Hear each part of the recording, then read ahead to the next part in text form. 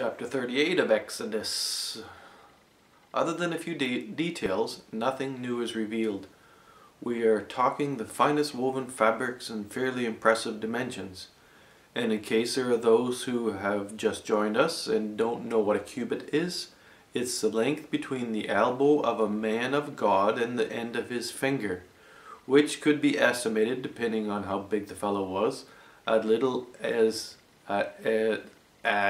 a little less than 50 centimeters. It is a cultural disaster. The Western and Near Eastern world civilizations are built mostly on lies and tyranny stemming from the Bloody Torah. It has poisoned our languages. Perhaps it has helped to preserve them. And perhaps it has helped to catapult us away from such primitive ways of perceiving. Since the advent of metal, however, we have been out of our heads fucking obsessed with it, and murdering each other over it, with it.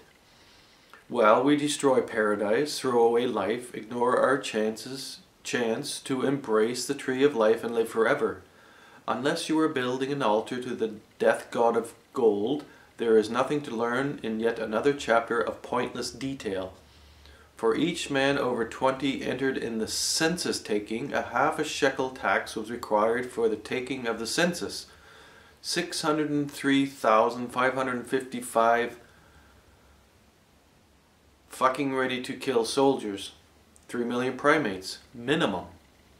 Maybe over 6. They had no condoms. Stir crazy, cooked in the desert sun, all terrorized into worshipping a fickle god of revenge, itching to rape, pillage, and destroy everything in their way to the promised land. This is what our Western religions and much of our culture is made of. Okay, there's two things I want to point out here. First, well, maybe three. 600,000 soldiers is simply not real. That's maybe to remind us that this isn't real. I think the important thing to remember is that we can't just take this as a tragedy towards our language, because it has held us back. But sometimes I like to think of it like a catapult. It has held us back for 5,000 years maybe. Of course, we haven't done much anyway. We haven't changed much from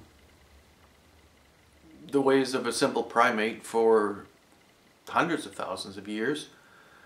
And although this book is full of mental disaster, it is also at least written down so that one can observe it.